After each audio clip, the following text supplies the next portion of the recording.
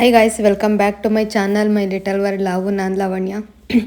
ನಾನಿಲ್ಲಿ ಬೆಳಿಗ್ಗೆ ಬೇಗನೆ ಎದ್ದು ಅಂತ ಅಂದರೆ ಒಂದು 4 ಗಂಟೆ 4:15ಗೆ ಎದ್ದು ಸ್ನಾನ ಮಾಡಿ ದೇವರಿಗೆ ನೈವೇದ್ಯ ಹಾಕಿ ಅಂತ ಅಂದ್ಬಿಟ್ಟು ಪುಳಿಯೋಗರೆ ಗೊಜ್ಜನ್ನ ಮಾಡ್ಕೋತಾ ಇದ್ದೀನಿ. ಅಂತ ಅಂದರೆ ನಾನು ಏನಕ್ಕೆ ನೈವೇದ್ಯ ಮಾಡ್ಕೋತಿದ್ದೀನಿ ಅಂತ ಅಂದರೆ, ಓದು ವಿಡಿಯೋದಲ್ಲಿ ನೀವು ನೋಡಿರ್ಬೋದು ಯಾಕೆ ನಾನು ಕೃಷ್ಣನ ದೇವಸ್ಥಾನಕ್ಕೆ ಹೋಗ್ತಾ ಇದ್ದೀನಿ, ಮತ್ತು ಕೃಷ್ಣನ ದೇವಸ್ಥಾನ ಕ್ಲೀನ್ ಮಾಡಬೇಕು ಅಂತೆಲ್ಲ ಹೇಳ್ತಿದ್ದೀನಿ, ಮತ್ತು ಇಸ್ಕಾನ್ಗೆ ಏನಕ್ಕೆ ಹೋಗಿದೆ ಅಂತೆಲ್ಲ ಹೇಳಿದ್ದೆ. ನಾನು ಏನು ವಿಷಯಕ್ಕೆ ಅಂತ ಅಂದ್ಬಿಟ್ಟು ಆ ವಿಷಯನ ಹೇಳೋ ಟೈಮ್ ಬಂತು. ಈ ವಿಡಿಯೋದಲ್ಲೇ ಆ ವಿಷಯ ಎಲ್ಲ ಹೇಳ್ತೀನಿ ಸಂಪೂರ್ಣವಾಗಿ. ನೀವು ಇಂಟ್ರೆಸ್ಟ್ ಇರೋರು ನೀವು ಆ ವಿಷಯನ ನೀವು ತೊಗೋತೀವಿ, ನಾವು ಅಳವಡಿಸ್ಕೋತೀವಿ, ನಾವು ಬರಿತೀವಿ ಅನ್ನೋರು ಬರೀಬೋದು. ಅದ್ರ ಬಗ್ಗೆ ಫುಲ್ಲು ಡೀಟೇಲ್ಸ್ನ ಕೊಡ್ತೀವಿ.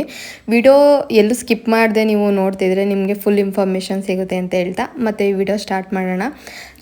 ನಾನಿಲ್ಲಿ ನಮ್ಮೂರು ದೇವಸ್ಥಾನ ಅಂದರೆ ಕದ್ಲೂರು ದೇವಸ್ಥಾನಕ್ಕೆ ಬಂದಿದ್ದೀನಿ. ಇಲ್ಲಿ ನಾವು ಅದೇ ವಿಡಿಯೋದಲ್ಲಿ ಹೇಳ್ದಂಗೆ ಹಿಂದಿನ ದಿನವೇ ಬಂದು ನಾವೆಲ್ಲ ಕ್ಲೀನ್ ಮಾಡಿಬಿಟ್ಟು ತೊಳೆದು ಎಲ್ಲ ಹೋಗಿದ್ವಿ. ಆವತ್ತೊಂದು ದಿನ ಬಂದು ನಾನು ರಂಗೋಲಿ ಎಲ್ಲ ಹಾಕಿ ವಿಡಿಯೋ ಮಾಡ್ಕೋತಾ ಇದ್ದೆ. ನಮ್ಮ ಅಕ್ಕ ಎಲ್ಲರೂ ರೆಡಿ ಮಾಡ್ಕೋತಾಯಿದ್ರು, ಪೂಜೆಗೆ ಏನೇನು ಬೇಕು ಎಲ್ಲ ಅಂತ ಅಂದ್ಕೊಂಡು. ಅವರು ಸ್ವಲ್ಪ ಗೊತ್ತಿತ್ತು, ಅವರು ಫಸ್ಟೇ ಪೂಜೆ ಮಾಡಿಸಿದ್ರು ಈ ಥರ. ಹಾಗಾಗಿ ಅವರು ಎಲ್ಲನೂ ರೆಡಿ ಮಾಡಿಕೊಡ್ತಾಯಿದ್ರು, ನಾನೆಲ್ಲೇ ವಿಡಿಯೋ ಮಾಡ್ಕೋತಾ ಇದ್ದೆ. ಫಸ್ಟು ನಾನಿಲ್ಲಿ ಏನಕ್ಕೆ ಪೂಜೆ ಮಾಡಿಸ್ತಾ ಇದ್ದೀನಿ ಅಂತ ಅಂದ್ಬಿಟ್ಟು ಹೇಳ್ಬಿಡ್ತೀನಿ ಬನ್ನಿ. ಉಡುಪಿಲಿ ಶ್ರೀ ಗುಣೇಂದ್ರ ತೀರ್ಥರು ಅವರು ಕೋಟಿ ಲೇಖನ ಯಜ್ಞ ಅಂತ ಪ್ರಾರಂಭಿಸಿದ್ದಾರೆ 2024 ಜನವರಿಲಿ. ಕೋಟಿ ಲೇಖನ ಯಜ್ಞ ಅಂತಂದರೆ ಭಗವದ್ಗೀತೆನ ನಾವು ಯಾರು ಸ್ವಇಚ್ಛೆಯಿಂದ ಬರಿತೀವಿ ಅಂತ ಅಂದ್ಕೊಂಡಿರ್ತೀವಿ, ಅವರು ಹೋಗಿ ಭಗವದ್ಗೀತೆ ಪುಸ್ತಕನ ಅವರೇ ಕೊಡ್ತಾರೆ. ಅದನ್ನು ತೊಗೊಂಡು ಬಂದು, ಇಲ್ಲಾಂತಂದರೆ ಹೋಗೋಕ್ಕಾಗಲಿಲ್ಲ ಅಂದರೆ ವೆಬ್ಸೈಟಲ್ಲಿ ಬುಕ್ ಮಾಡಿ ತೊಗೊಬಂದು ನಾವು ಶ್ಲೋಕಗಳನ್ನ ಬರೆಯೋದು. 18 ಅಧ್ಯಾಯದಲ್ಲಿ ಎಷ್ಟು ಶ್ಲೋಕಗಳಿದೆ ಎಲ್ಲನೂ ಬರೆಯೋದು. ನಾವೇನು ಮನಸ್ಸಲ್ಲಿ ಅಂದ್ಕೊಂಡಿರ್ತೀವಿ ಆ ಥರ ಸಂಕಲ್ಪ ಮಾಡಿಕೊಂಡು ಬರೆಯೋದು ಅಂತ ಅಂದ್ರೇ ಒಂದು ಪುಣ್ಯದ ಸಂಗತಿ. ನಾವು ಭಗವದ್ಗೀತೆನ ನಾವು ಬರಿತಾ ಇದ್ದೀವಿ, ನಮ್ಮ ಜೀವನದಲ್ಲಿ ಅಳವಡಿಸ್ಕೊತಾ ಇದ್ದೀವಿ ಅಂದ್ರೇ ಒಂದು ಪುಣ್ಯದ ಸಂಗತಿ. ನಾವೇನು ಅಂದರೆ ಕೃಷ್ಣನ ಜಾಸ್ತಿ ಯಾರು ನಂಬ್ತೀರಾ ಅಂಥವ್ರು ಈ ವಿಡಿಯೋನ ತುಂಬ ಇಷ್ಟಪಡ್ತೀರಾ ಅಂತ ಅನ್ಕೋತೀನಿ. ನನಗೆ ಗೊತ್ತಾಗಿದ್ದು ನಮ್ಮ ಅಕ್ಕನಿಂದ, ಅಂದರೆ ಇಲ್ಲಿ ಕುಂಕುಮ ಇಕ್ತಿದ್ದಾರಲ್ಲ ಅವರಿಂದ ನನಗೆ ಗೊತ್ತಾಗಿದ್ದು. ವಿನೋದಕ್ಕ ಅಂತ ಅವ್ರಿಗೆ ಪ್ರೀತಿ ಅಕ್ಕ ಅಂತ ಇದ್ದಾರೆ, ಅವರಿಂದ ಗೊತ್ತಾಯಿತು ಈ ವಿಷಯ. ಅಂದರೆ ಅವರು ಉಡುಪಿಗೆ ಹೋಗಿ ಉಡುಪಿಲಿನ ಈ ಥರ ಇದೆ ಅಂತ ತಿಳಿಸಿ ಅವ್ರಿಗೆ ಅವರು ಬುಕ್ ತೊಗೊಬಂದು ಬರೆದ್ಮೇಲೆ ಎಲ್ಲ ಗೊತ್ತಾಗಿದ್ದು. ಕೆಲವು ಜನಕ್ಕೆ ಗೊತ್ತಿರಲ್ಲ, ಎಷ್ಟೋ ಜನಕ್ಕೆ ನಾವು ಹಿಂಗೆ ಈ ಥರನೂ ಬರಿಬೋದು, ಈ ಥರನೂ ಒಂದು ಯಜ್ಞ ಥರ ಮಾಡ್ತಿದ್ದಾರೆ, ನಾವು ಭಗವದ್ಗೀತೆ ಬರಿಬೋದು, ಅದು ಒಳಗಡೆ ಉಡುಪಿಲಿ ಡೈರೆಕ್ಟ್ ದರ್ಶನ ಇರುತ್ತೆ, ನಾವು ಅದು ಬರೆಯೋ ಅವಕಾಶ ಸಿಗುತ್ತೆ ಅನ್ನೋದು ಕೆಲವೊಬ್ರಿಗೆ ಗೊತ್ತೇ ಇರಲ್ಲ. ಆ ವಿಷಯ ನಮಗಂಟ ಗೊತ್ತಾಗಿ ನಮ್ಮ ಕೈಲಿ ಬರ್ಸ್ಕೊಳ್ಳುವಂಥ ಸಂಕಲ್ಪ ಮಾಡಿರ್ತಾರಲ್ಲ ಕೃಷ್ಣ, ಅದಕ್ಕೆ ನಾವು ಧನ್ಯ ಆಗಿರ್ತೀವಿ ಅಂತಲೇ ಹೇಳ್ಬೋದು. ತುಂಬ ಖುಷಿಯಾಯಿತು ಈ ವಿಷಯ ಗೊತ್ತಾಗಿದ ತಕ್ಷಣ. ನಾನು ಬರೀತೀನಿ, ನನಗೂ ಬುಕ್ ಮಾಡಿಕೊಡಿ ಅಂತ ಹೇಳಿದ್ದೆ, ಮತ್ತು ಅವರು ಬುಕ್ ಮಾಡಿಕೊಟ್ರು ನನಗೆ. ಅಂದರೆ ನಿಮ್ಮ ಸ್ವಇಚ್ಛೆಯಿಂದ ಬರೆಯೋರು ಬರಿಬೋದು, ಇಲ್ಲ ಅಂತ ಅಂದರೆ ನಾವು ಬುಕ್ಗಳನ್ನ ಬರೆದು ನಾವು ದಾನ ಮಾಡ್ತೀನಿ ಅಂತಂದ್ರೂ ದಾನ ಮಾಡ್ಬೋದು ಬರೆಯೋಕ್ಕೆ. ಮತ್ತು ಏನು ಬರೆಯೋದು, ಹೇಗೆ ಏನು ಎತ್ತೆ ಅಂತೆಲ್ಲ ನನಗೇನು ಗೊತ್ತಿರಲಿಲ್ಲ, ಎಲ್ಲ ಪ್ರತಿಯೊಂದು ಹೇಳ್ಕೊಟ್ಟಿರೋದೆ ನಮ್ಮ ಅಕ್ಕ. ಅಂದರೆ ನಾವು ಬುಕ್ ಮಾಡಿದ್ದಷ್ಟೇ, ಅಕ್ಕ ನನಗೂ ಬುಕ್ ಮಾಡು ನಾನು ಬರಿತೀನಿ ಅಂತ ಅಂದಿದ್ದಷ್ಟೇ. ಪ್ರತಿಯೊಂದೂ ಹೇಳ್ಕೊಟ್ಟಿದ್ದು, ಯಾವ ಥರ ಬರಿಬೇಕು, ಯಾವ ಥರ ಸ್ಟಾರ್ಟ್ ಮಾಡಬೇಕು ಅಂತೆಲ್ಲ ಹೇಳ್ಕೊಟ್ಟಿದ್ದು. ಇದೇ ಥರ ಪ್ರೊಸೆಸಲ್ಲೇ ಮಾಡಬೇಕು ಅಂತೇನಿಲ್ಲ, ನಿಮ್ಮ ಇಷ್ಟ. ನೀವು ಸಣ್ಣದಾಗಿ ನಾವು ಮನೇಲೇ ಪೂಜೆ ಮಾಡಿ ಬರಿತೀವಿ ಸ್ಟಾರ್ಟ್ ಮಾಡ್ತೀವಿ ಅಂತಂದ್ರೂ ಮಾಡ್ಬೋದು. ಇಲ್ಲ ನಾವು ಸ್ವಲ್ಪ ಸೆಲೆಬ್ರೇಟ್ ಮಾಡ್ತೀವಿ, ನಮ್ಮ ಖುಷಿನ ಅನುಭವಿಸ್ತೀವಿ ಅಂತ ಅಂದ್ರೂ ಈ ಥರ. ನಾನು ನಮ್ಮೂರನ್ನ ಗೋಪಾಲ ಸ್ವಾಮಿ ದೇವಸ್ಥಾನಕ್ಕೆ ನಾನು ಅಭಿಷೇಕ ಮಾಡಿಸಿದ್ದೆ, ಪೂಜೆ ಮಾಡಿಸಿ ಸ್ಟಾರ್ಟ್ ಮಾಡಿದ್ದು ನಾನಲ್ಲಿ ರಥಸಪ್ತಮಿ ದಿನ. ಅಂದರೆ ಈ ವಿಡಿಯೋ ರಥಸಪ್ತಮಿ ಟೈಮಲ್ಲಿ ಮಾಡುತ್ತಿರೋದು. ತುಂಬ ದಿನ ಆದಮೇಲೆ ನಾನು ಅಪ್ಲೋಡ್ ಮಾಡ್ತಾಯಿದ್ದೀನಿ. ಏನಕ್ಕೆ ಅಂತಂದರೆ ನಾನು ಉಡುಪಿಗೆ ಹೋಗಿ ಅರ್ಪಣೆ ಮಾಡಿರೋದೆಲ್ಲನೂ ನಾನು ಪೂರ್ತಿ ವಿಡಿಯೋ ಕಂಟಿನ್ಯೂಸ್ ಆಗಿ ಸಿಗಬೇಕು ಅಂತ ಅಂದ್ಕೊಂಡು ನಾನು ಇದನ್ನು ಎಡಿಟ್ ಮಾಡಿರಲಿಲ್ಲ. ಮತ್ತು ನಾವು ಭಗವದ್ಗೀತೆನ ಏನಕ್ಕೆ ಬರೀಬೇಕು ಅಂತಲೂ ಅನ್ಕೋತಾ ಇರ್ತೀರ ಮನಸ್ಸಲ್ಲಿ. ಎಷ್ಟೊಂದು ಸಲ ಅನ್ಕೋತಿರ್ತಾರೆ ಏನು ಯೂಸು, ಏನಕ್ಕೆ ಬರಿಬೇಕು ಅಂತ ಅನ್ನೋ ಥರ. ಯೂಸ್ ಅಂತಂದರೆ ನಾವು ಭಗವದ್ಗೀತೆಯಲ್ಲಿ ನಾವು ಪ್ರತಿಯೊಂದು ಕಲಿಯುವಂಥದ್ದು, ನಾವು ಜೀವನದ ಪಾಠನ ಕಲಿಯುವಂಥದ್ದು ಇರುತ್ತೆ. ಅದನ್ನು ಅರ್ಥ ಮಾಡ್ಕೊಂಡ್ರೆ ಗೊತ್ತಾಗೋದು ನಾವು ಎಂಥ ಸಿಚುವೇಶನಲ್ಲಿ ಯಾವ ಥರ, ಅಂದರೆ ಎಂಥ ಕಠಿಣ ಪರಿಸ್ಥಿತಿಲಿ ಇದ್ರೂ ನಾವು ಯಾವ ಥರ ಫೇಸ್ ಮಾಡಬೇಕು ನಾವು ಜೀವನದಲ್ಲಿ, ಮತ್ತು ಯಾವ ಥರ ನಿರ್ಧಾರಗಳನ್ನ ತಗೋಬೇಕು ಅನ್ನೋದೆಲ್ಲ ನಾವು ಭಗವದ್ಗೀತೆಯಲ್ಲಿ ಇದೆ. ಅದನ್ನು ನಾವು ಬರಿತಾ ನಾವು ಅಳವಡಿಸ್ಕೊತೀವಿ ಅಂತ ಅಂದರೆ ಅದು ನಮಗೊಂದು ಪಾಠ ಅಂತಲೇ ಹೇಳ್ಬೋದು ಜೀವನಕ್ಕೆ. ತುಂಬ ಖುಷಿಯಾಗುತ್ತೆ ಆ ಥರ ಇದನ್ನು ನನಗೆ ಅಂದರೆ ನನ್ನ ಮೂಲಕ ನನ್ನವರೆಗೂ ಬಂದು ಅಂದರೆ ಉಡುಪಿಯಿಂದ ನನ್ನವರೆಗೂ ಬಂದು ಇಲ್ಲಿವರೆಗೂ ಬಂದು ಬರೀತಿದ್ದೀನಿ ಅಂತ ಅಂದರೆ ನಂದು ಪುಣ್ಯ ಅಂತಲೇ ಹೇಳ್ಬೋದು. ಯಾವುದೋ ಜನ್ಮದಲ್ಲಿ ಪುಣ್ಯ ಮಾಡಿದ್ದು, ನಾನು ಕೃಷ್ಣನ ಆರಾಧಿಸಿದ್ಕೂ ಸಾರ್ಥಕ ಆಯಿತು, ನಾನು ಕೃಷ್ಣನ ನಂಬಿರೋದಕ್ಕೂ ಸಾರ್ಥಕ ಆಯಿತು. ಕೃಷ್ಣನೇ ನನಗೆ ಈ ಮೂಲಕ ನನಗೇನೋ ಸೂಚನೆ ಕೊಡ್ತಾ ಇರ್ಬೋದು, ಒಳ್ಳೇದಾಗುತ್ತೆ ಅನ್ನೋ ಥರ ಅಂತ ಅನ್ನಿಸ್ತಾ ಇತ್ತು. ತುಂಬ ಖುಷಿ ಆಯ್ತಾಯಿತ್ತು. ಹೇಳ್ಕೊಳ್ಳೋಕ್ಕೆ ಒಂಥರ ಯಾವ ಪದಗಳು ಸಿಗ್ತಾ ಇಲ್ಲ ನನಗಂತೂ. ಯಾವ ಥರ ಹೇಳ್ಕೋಬೇಕು ಅನ್ನೋದು ಗೊತ್ತಾಗ್ತಾಯಿಲ್ಲ. ಆ ಥರ ನನಗೆ ಖುಷಿ ಆಯ್ತಾ ಇರೋದು. ನೀವು ಬರೆದ್ರೆ ನಿಮ್ಗೆ ಗೊತ್ತಾಗುತ್ತೆ, ನೀವು ಪಾಸಿಟಿವ್ ವೈಬು. ನಾನು ಹೇಳೋದ್ರಿಂದ ನಿಮ್ಗೆ ಅರ್ಥ ಆಗಲ್ಲ ಅಂತ ಅಂದ್ಕೋತೀನಿ. ನೀವು ಬರೆದ್ರೆ ಅಂದರೆ ನೀವು ಮನೆಗೆ ತೊಗೊಬಂದು ನೀವು ಬರೀತಾ ಇರ್ಬೇಕಾದ್ರೆ ಗೊತ್ತಾಗುತ್ತೆ ಆ ಪಾಸಿಟಿವ್ ವೈಬ್ ಏನು, ಮತ್ತು ಯಾವ ಥರ ಖುಷಿ ಆಗುತ್ತೆ. ನೀವು ಅಂದರೆ ಅದನ್ನು ಅಳವಡಿಸ್ಕೊಳ್ಳೋದ್ರಿಂದ ನಿಮ್ಗೆ ಏನು ಬೆನಿಫಿಟ್ ಇರುತ್ತೆ ಅನ್ನೋದೆಲ್ಲ ನೀವು ಅದರಿಂದ ಗೊತ್ತಾಗುತ್ತೆ.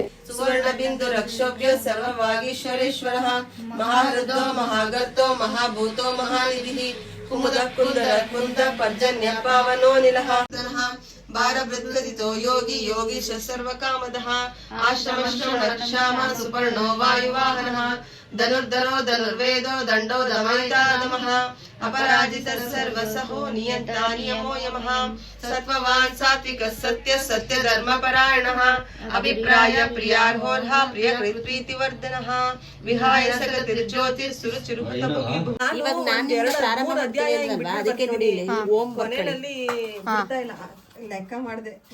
ಓಂ ನಮೋ ಭಗವತೆ ವಾಸುದೇವಾಯ. ಇದು ಶ್ರೀ ಮಾಮೂಲಿ 1ನೇ ಅಧ್ಯಾಯ. ಆ ಪುಸ್ತಕದಲ್ಲಿ ಈ ಮಾಮೂಲಿ ಹಿಂಗೆ ಲೈನ್ ಬಿಡ್ಬೇಕಾ? ಹಿಂಗ್ ಇಷ್ಟೊಂದು ಲೈನ್ ಬೇಡ, ಬಿಡಿ ಅಷ್ಟು ಲೈನು. ಮಾಮೂಲಿ ಆದ್ರೆ ಅಧ್ಯಾಯ ಎಂಡ್ ಆದಾಗ ಆ ಪೇಜ್ ಬಿಟ್ಟು ನೆಕ್ಸ್ಟ್ ಅಧ್ಯಾಯದಿಂದ ಶುರು ಮಾಡಿ. ಇದು ಧೃತರಾಷ್ಟ್ರ ವಾಚ ಈ ಲೈನ್ ನನಗೆ ಅದೇ ಅನ್ಕೊಳ್ಳೇ ಇಲ್ಲ, ನಾನು ಸಾಕಾಗಲ್ವೇನೋ ಅನ್ನೋ ಥಾಟ್ ಇಲ್ಲ ನನಗೆ. ಇನ್ನು 40 ರಂಗಂಟ ಇದ್ರು ಚಾಂದಿನಿ. ಇವಾಗ ಸುಗುಣೇಂದ್ರ ತೀರ್ಥರು ಅವರೇ ನಮಗೆ ಕೊಡ್ತಾರಂತೆ ಪತ್ರನ. ಆ ಪತ್ರ ಪ್ರದಾನ ಹೆಂಗಿರುತ್ತೆ ಅಂದ್ರೆ ಗೋಲ್ಡ್ ಮೆಡಲ್ ನಾನು ಅದನ್ನ ನಿಮ್ಗೆ ಕಳ್ಸಿದೀನಿ. ಅದನ್ನ ನಾನ್ ಆಮೇಲೆ ಫುಲ್ ಡೀಟೇಲ್ ಆಗ್ತೆ. ಕೋಟಿ ಲೇಖನ ಯಜ್ಞ ಅಂತ ಈ ತರ ಮಾಡ್ತಿದಾರೆ, ಇದನ್ನ ಬರೆಯೋಕ್ ಇಚ್ಛೆ ಇದ್ದವ್ರು ಹೇಳಿ ಅಂತ ಹಾಕಿದೆ ಅಷ್ಟೇ. ಆಮೇಲೆ ಒಂದ್ 8 ಜನ ಕೃಷ್ಣನ ಅನುಗ್ರಹ ಹೆಂಗೈತೆ ಅಂತಂದ್ರೆ ನನಗ್ ಪ್ರೀತಿ ಹಾಕೊಂಡಿದ್ದ ಪ್ರೇರಣೆ ನನ್ನಿಂದ ಒಂದ್ 5 ಜನ ಫಲ ನಿಮಗಿದೆ. ಎಲ್ಲರಿಗೂ ಒಳ್ಳೇದಂದ್ರೆ ಸಾಕು. ಹೇಳಣ್ವಾ ಖಂಡಿತ. ಒಂದು ನಿಮಿಷ ಟೈಮ್ ಸೆಟ್ ಮಾಡ್ಕೊಂಡು ಪಾವ ಮಾಡಿ ಅಂತಲ್ಲ, ಅದಕ್ಕೆ ಒಂದ್ ಪೀರಿಯಡ್ ಇಡಿ ಅಂತಲ್ಲ, ಲಾಸ್ಟ್ ಅಲ್ಲಿ ಒಂದ್ 20 ಮಿನಿಟ್ಸ್ ಆದ್ರೂ ಭಗವದ್ಗೀತೆ ಬಗ್ಗೆ ಮಕ್ಕಳುಗಳಿಗೆ ಇಲ್ಲ ಇವಾಗ ಸ್ಕೂಲಲ್ಲಿ ಈ ಪ್ರತಿ ಹಿಂದೂ ಮನೇಲೂ ಅಷ್ಟೇ, ಹಿಂದೂಗಳ ಮನೇಲೂ ಭಗವದ್ಗೀತೆ ಇರಬೇಕಂತೆ, ಭಗವದ್ಗೀತೆ ಓದಬೇಕಂತೆ. ಆದರೆ ಅದನ್ನ ಬರೆಯುವಂಥ ಪುಣ್ಯ ನಮಗೆ ಸಿಗುತ್ತೆ ಈ ಮೂಲಕ ಅಂತಲೇ ಹೇಳ್ಬೋದು.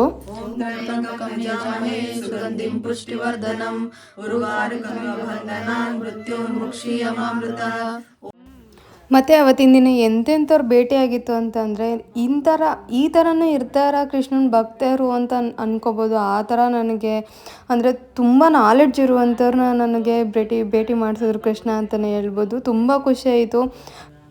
ಚಾಂದಿನಿ ಅಕ್ಕ, ಪ್ರೀತಿ ಅಕ್ಕ, ವಿನುತ್ ಅಕ್ಕ, ಅಂದರೆ ಒಂಥರ ಪಾಸಿಟಿವ್ ವೈಬ್. ನಾನಲ್ಲಿ ಸುತ್ತ ಇರುವಾಗಲೇ ನನಗೊಂಥರ ಪಾಸಿಟಿವ್ ವೈಬ್ ಅಂತಲೇ ಹೇಳ್ಬೋದು. ತುಂಬ ಖುಷಿ ಆಯ್ತಾಯಿತ್ತು ಅವತ್ತಿನ ದಿನ ಮಾತ್ರ. ಅಂದರೆ ಯಾವ ಯೋಚನೆ ಇಲ್ಲ, ಒಂಥರ ನೆಮ್ಮದಿ ಅಂದರೆ ಅದು ಅಂತ ಅನ್ನಿಸ್ಬಿಡ್ತು ನನಗೆ.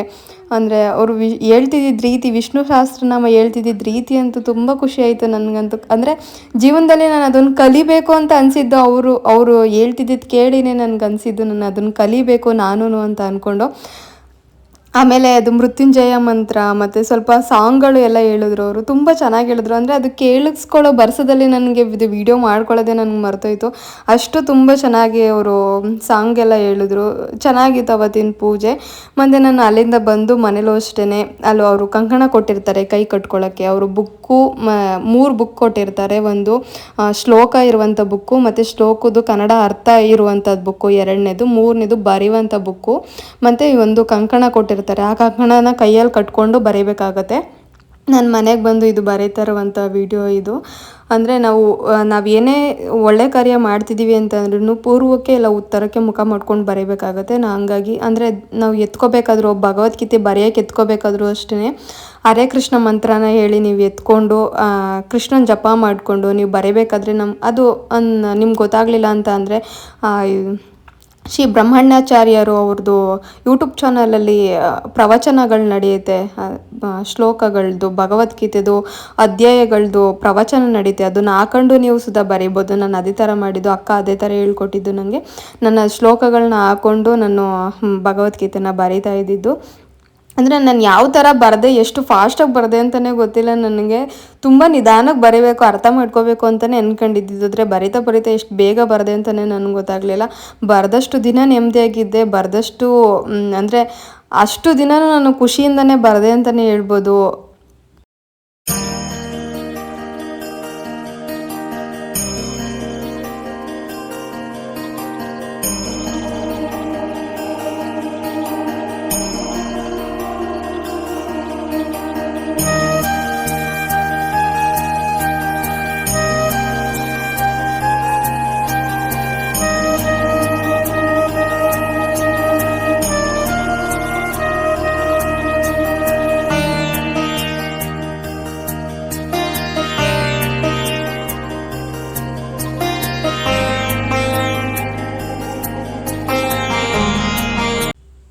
ಈಗ ನಾನು ತೋರಿಸ್ತೀನಿ ನೋಡಿ, ಅದೇ ಅಲ್ಲಿಂದ ಬರುವಂಥದ್ದು, ಉಡುಪಿಯಿಂದ ನಮಗೆ ಬರುವಂಥದ್ದು. ಇಷ್ಟು ನಾನು ತೋರಿಸ್ತಾ ಇರುವಂಥದ್ದು ಇಷ್ಟು ಬುಕ್ಗಳು ಮತ್ತು ದೀಕ್ಷಾಧಾರ ಬರುವಂಥದ್ದು. ಒಂದು ದೀಕ್ಷಾಧಾರ ಬರುತ್ತೆ, ಮತ್ತು ಕೋಟಿ ಲೇಖನ ಯಜ್ಞದ್ದು ಅಂದರೆ ಶ್ಲೋಕಗಳು, ಬರೀ ಶ್ಲೋಕಗಳಿರುವಂಥದ್ದೇ ಒಂದು ಬುಕ್ ಬರುತ್ತೆ. ಮತ್ತು ನಾವು ಯಾವ ಬುಕ್ಕಿಗೆ ಬರೀಬೇಕು ಅನ್ನೋದು ಒಂದು ಬುಕ್ ಬರುತ್ತೆ, ಖಾಲಿ ಬುಕ್ಕು. ಆ ಬುಕ್ಕಲ್ಲೇ ನಾವು ಬರೀಬೇಕಾಗಿರುವಂಥದ್ದು. ಈಗ ನಾನು ತೋರಿಸ್ತಿದ್ದೀನಲ್ಲ ಆ ಥರ ಬರೀಬೇಕಾಗಿರುವಂಥದ್ದು. ಮತ್ತು ಇದ್ರ ಪಕ್ಕದಲ್ಲಿ ಇರುವಂಥದ್ದು ಬುಕ್ಕು ಹೊಸ್ದಾಗಿ ಅಂದರೆ ಆನ್ಲೈನಲ್ಲಿ ಆರ್ಡ್ರ್ ಮಾಡಿದವರಿಗೆ ಮಾತ್ರ ಸಿಗ್ತಾ ಇರುವಂಥದ್ದು, ಈಗ ಹೊಸ್ದಾಗಿ ಕೊಡ್ತಾ ಇರುವಂಥದ್ದು. ಅದೇ ಶ್ಲೋಕಗಳಿರೋದನ್ನ ಕನ್ನಡ ಅರ್ಥ ಸಹಿತ ನಾವು ಓದ್ಕೋಬೋದು. ಕನ್ನಡ ಅರ್ಥಕ್ಕೆ ಅದು ಇದೆ, ಆ ಶ್ಲೋಕಗಳ ಅರ್ಥನೂ ಸುಧಾ ಆ ಬುಕ್ಕು ಸುಧಾ ಬಂದಿದೆ. ಅಷ್ಟೇ ಗೈಸ್. ಇದು ನಾನು ಇಲ್ಲಿಗೆ ಹೋಗ್ಬೇಕಾದ್ರೆ ಅಂದರೆ ಉಡುಪಿಗೆ ಹೋಗೋದು ಇನ್ನೊಂದು 3-4 ಡೇಸ್ ಅನ್ನೋ ಥರ ನಾನು ಇಲ್ಲಿಂದ ಮಾಗಡಿಯಿಂದ ನಾನು ಹೋಗ್ಬೇಕಾದ್ರೆ ನಾನು ಈ ವಿಡಿಯೋ ಮಾಡ್ಕೊಂಡಿದ್ದು. ತೊಗೊಂಡೋಗ್ಬೇಕಾದ್ರೆ ತುಂಬ ಬೇಜಾರಾಗ್ತಾಯಿತ್ತು. ಅಂದರೆ ಕೊಟ್ಬಿಡ್ತಿದ್ದೀನಲ್ಲ, ಇಷ್ಟು ದಿನ ಇತ್ತಲ್ಲ ನಮ್ಮ ಮನೇಲಿ ಅನ್ನೋ ಥರ.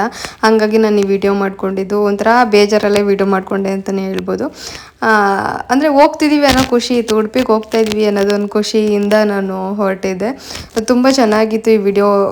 ಅಂದರೆ ನಿಮಗೂ ಇಷ್ಟ ಆಯಿತು ಅಂತ ಅನ್ಕೋತೀನಿ. ಇಷ್ಟ ಆಗಿದ್ದರೆ ಲೈಕ್, ಶೇರ್ ಆ್ಯಂಡ್ ಕಮೆಂಟ್ ಮಾಡಿ ಅಂತ ಹೇಳ್ತಾ, ಮತ್ತು ನನ್ನ ಚಾನಲ್ ಸಬ್ಸ್ಕ್ರೈಬ್ ಮಾಡ್ಕೊಳ್ದೆ ನೋಡ್ತಾರೆ, ಸಬ್ಸ್ಕ್ರೈಬ್ ಮಾಡ್ಕೊಂಡು ನೋಡಿ.